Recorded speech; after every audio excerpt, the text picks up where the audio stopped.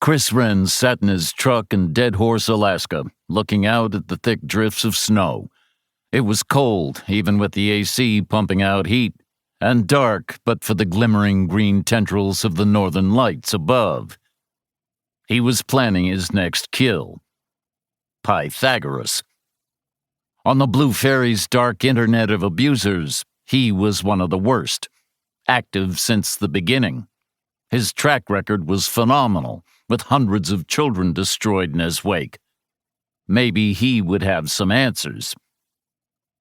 Wren rubbed his bleary eyes. He was worn out, hadn't been sleeping well recently. His hand shook like an alcoholic's coming down, smeared with blood still. Whose blood? He couldn't remember. The last 3 months were a blur of Blue Fairy interrogations.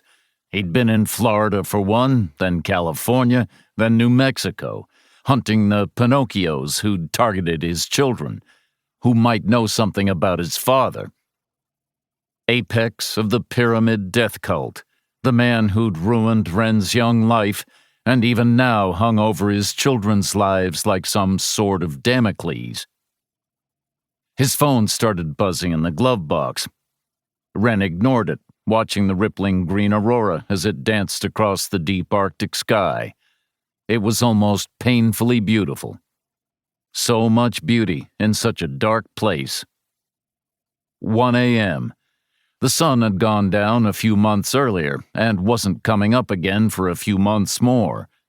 The company town of Deadhorse on the northwest coast of Alaska in mid-January, a place for oil field workers, ice road truckers, the occasional coach full of Japanese tourists, and now Christopher Wren. He'd pulled up 5 hours earlier after a long-haul drive up from the States, shown his fake passport and special permit at the town limits. The guard had been chatty, said he was the only tourist in town this deep into the winter, boasting that the rivers were so frozen even the fish were hibernating. Wren hadn't known if that was a joke or not. The phone kept on vibrating. Wren popped the glove box and picked it up, a burner bought a few weeks ago. He thumbed the screen and the vibration stopped. An alarm, the same time he'd set night after night. He tapped in the phone number on the glass for the 100th time and stared at it.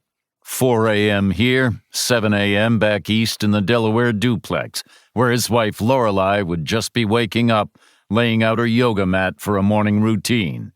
Their kids, Jake and Quinn, would be asleep still. Almost as if nothing had changed. Except everything had changed. They weren't in their family home in New York anymore. His wife and kids had fled when Lorelei found out what Wren did for a living.